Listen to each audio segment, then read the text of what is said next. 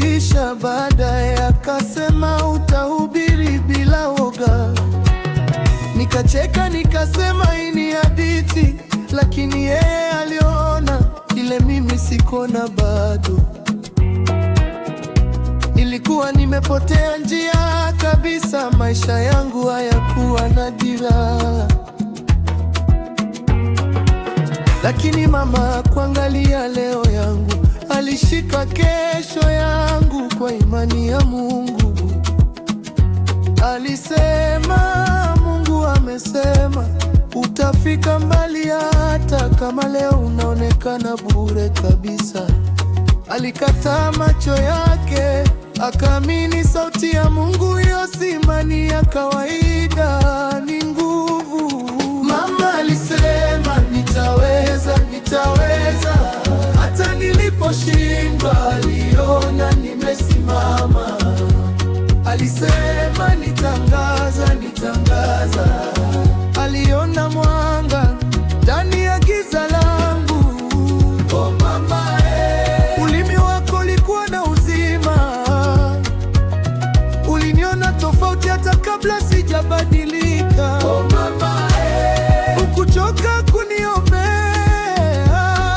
na leo ninasimama kwa yale ulisema.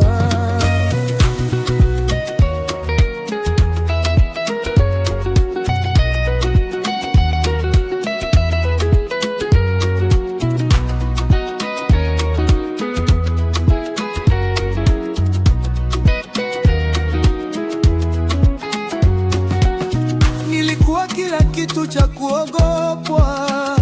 Ndoto za mama zilikuwa zinaonekana kuanguka, lakini yeye hakunena kushindwa juu yangu. Alinena uzima, akapanda moyoni mwangu.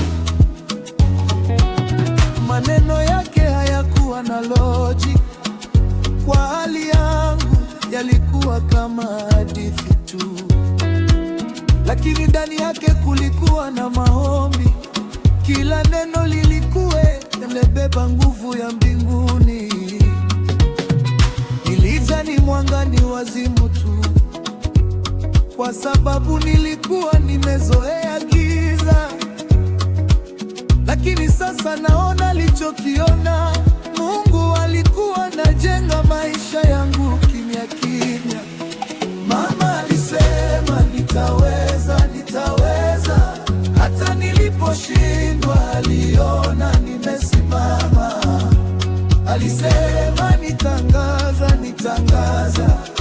Aliona mwanga ndani ya giza langu. Oh mama, ulimi wako ulikuwa na uzima. Uliniona tofauti hata kabla sijabadilika. Oh mama, hukuchoka kuniombea, na leo ninasimama kwa yale ulisema.